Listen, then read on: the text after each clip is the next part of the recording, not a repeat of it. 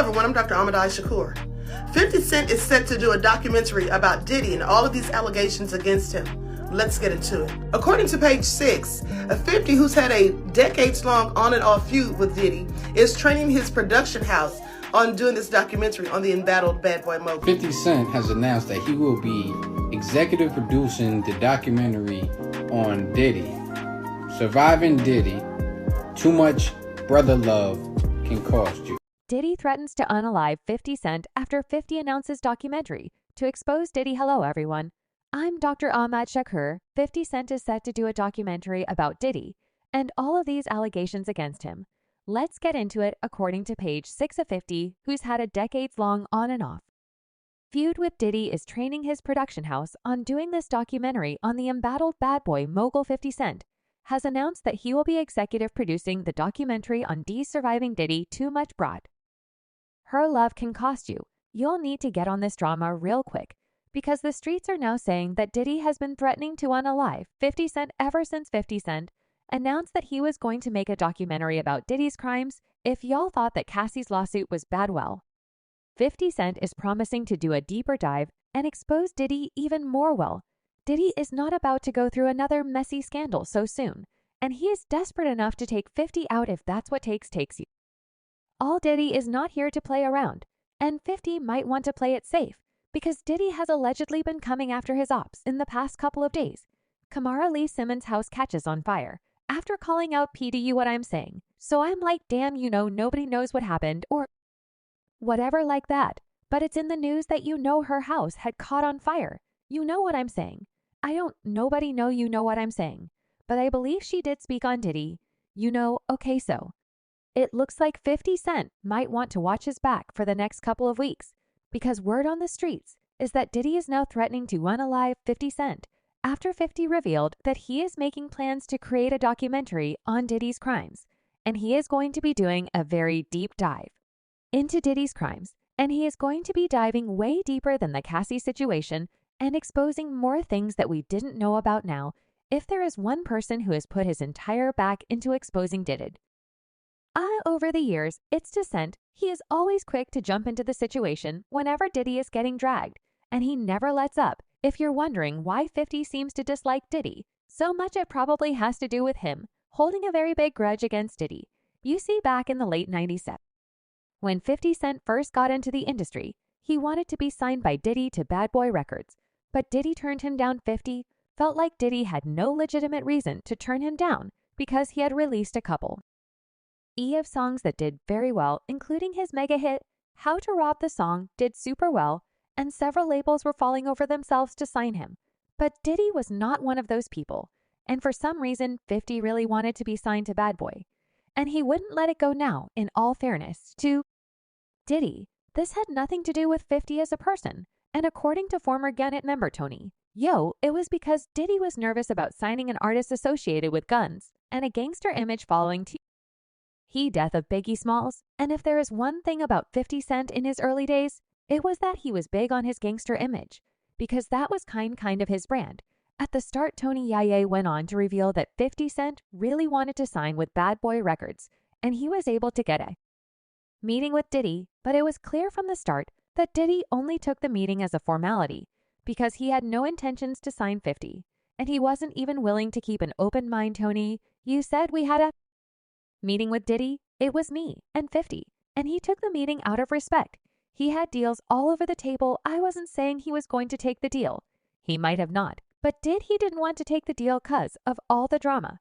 But 50 was the hottest man on the planet. 50 Cent was disappointed, but then things quickly worked out for him because he decided to sign with Eminem's label Shady Records, under which he released his debut album Get Rich or Die Trying, which is considered to be one of the greatest rap albums of all time. So that should have been that right. Well, not exactly. 50 Cent is known as the king of pettiness here, and he has proven that over and over again by trolling Diddy on social media. For example, when Diddy got arrested a couple of years ago for putting his hands on his son's coach at UCLA, 50 posted several memes on Instagram mocking him. However, Diddy has always maintained that there's no bad blood between him and 50, saying, I have no beef with 50.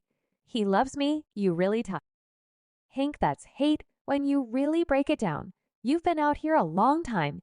You know he loves me when he does. That it's like funny to me. I don't really take it personal. I know he has a different sense of humor. He's just not in my life.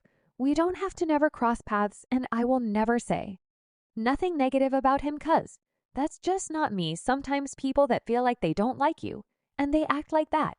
They really love you, but one thing about 5050, he can really keep a grudge, and he known for being petty AF. I mean, this is the same person who bought out the entire front row of Ja Rule's concert just to get back at him and be petty AF. So, yeah, 50 has a very long memory, and he has spent years talking about Diddy and speaking about him. There was a time he shaded Diddy on IG and said, "Sorry, I can no longer help you guys. Soon you will all be gay and happy. You are all now left under the leadership of Putty Daddy Report to the nearest rainbow shading someone while you're literally in a hospital bed means that you're fully committed to your beef." There's also the time he went on the Breakfast Club and said that Diddy was fruity and go when they do it. He says things he doesn't even know what he's saying. Is like fruity. 50 Cent also claimed that Diddy once tried to take him shopping, so yo, when we going to get the chance to kick it like we can just hang out. We got to kick it. You're telling me we got to kick it. He's like, yo, why don't we like go shop? Ping, or I mean like I pay for it. And I was like this, just say there's also the time that he claimed that Diddy's parties were not just parties but giant freak-offs, where all kinds of wild stuff happened. He posted this picture of El Baby and said, "See, this is why I don't go to no party, Puffy, and them at do is going on here. Get the EF off my young man, WTF." So yeah, 50 has been on Diddy's neck for the longest time. And when Cassie dropped the lawsuit, it was clear that 50 spent his time going through the lawsuit because he jumped right into to say brother love you out here looking crazy as AMF. And it's not a stretch to see why he would say that, because the things in the lawsuit were pretty bad. Cassie claimed that Diddy had put her paws on her over and over again, saying these beatings were witnessed by Mr. Combs' staff and employees of Bad Boy Entertainment and Mr. Combs' related businesses. But no one dared to speak up against their frightening and ferocious boss.